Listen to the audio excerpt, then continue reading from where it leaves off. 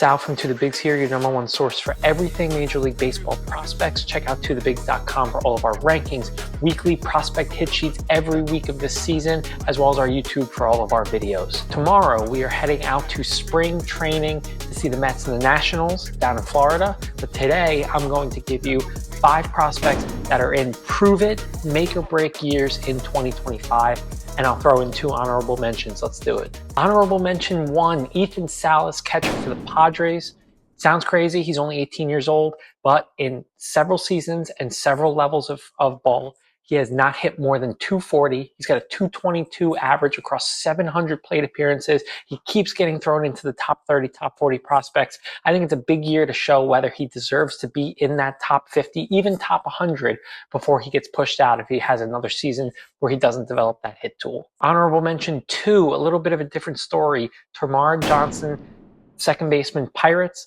The problem with him is that same thing. The hit tool's never been figured out. There's been a little bit of confidence issues, a little bit of focus issues with him where it's come out and says maybe he doesn't want to be in baseball, but he struggled. Sub 245 average across 3 levels in 2.5 seasons with declining walk rates, increasing K rates, and declining contact rates.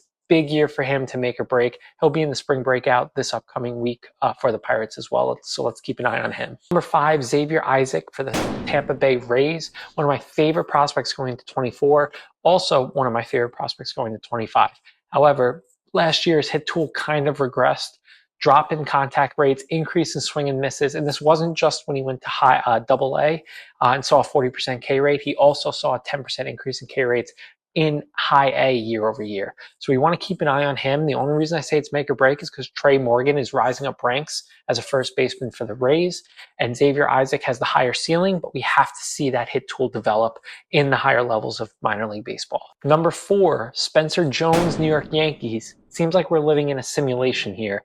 This guy, every spring, at least the last 2, hits monstrous home runs, and MLB fans, Yankee fans, social media eat it up. The problem is what's in between. This guy, he's consistently increasing K rates in AA. He's 24 years old. In 122 games last year in AA, he had a 38% K rate against a 10% walk rate. That just isn't going to work.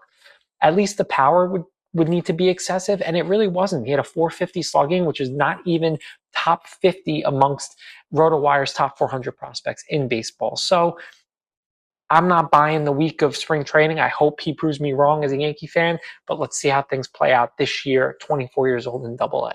Number 3, Bobby Barrels, Robert Hassel III for the Nationals. He made our first weekly hit sheet last week because of how hot he was to start off this season. The problem is he's been in the organization for several years. He hasn't really shown a consistency over those years. He's had a lot of hot and cold flashes. The good news from last year is that he increased in contact rates. His average went up to about 275. He had a solid year overall. The problem is he saw declining home runs, slugging percentage year over year, line drive rate, and homers per fly balls all went down last year. So it's seeming more and more like this is going to be a utility guy as his ceiling, but he has to make the pros first, and this is his make or break year. Number 2, not a victim to poor play, a victim to injury. Ronnie Mauricio, second baseman for the Mets. Now, anyone would think that this guy has proved what he proved 2 years ago. The problem is he got injured. You now have Acuna. You have Jet Williams in the flesh. You got Brandon Sprout. A lot of these guys are making a case for the top 3, top 4 prospects in the Mets organization, but I still think Ronnie Mauricio is going to be an absolute stud and maybe better than all of them.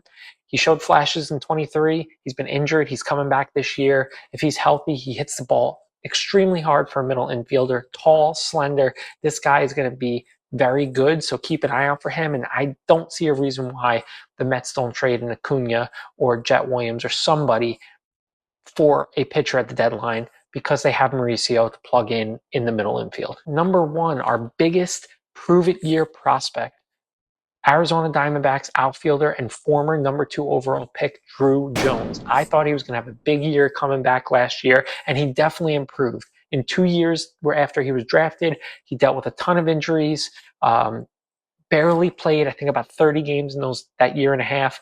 And then last year, he finally had his first full season where he took a nice little leap. He had a 125 WRC plus, where the 100 is the average. It was the first time he was above average in that category since he was drafted. And I think that he's going to show some flashes this year, but it's a very important year for him.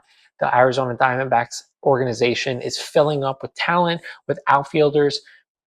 He needs to make a splash here, or else you could see him either falling down the ranks even more or being traded by the Diamondbacks. Those are our top 5 prospects in a make or break prove it year, as well as 2 honorable mentions. Follow us on social media. We'll be live from spring training tomorrow.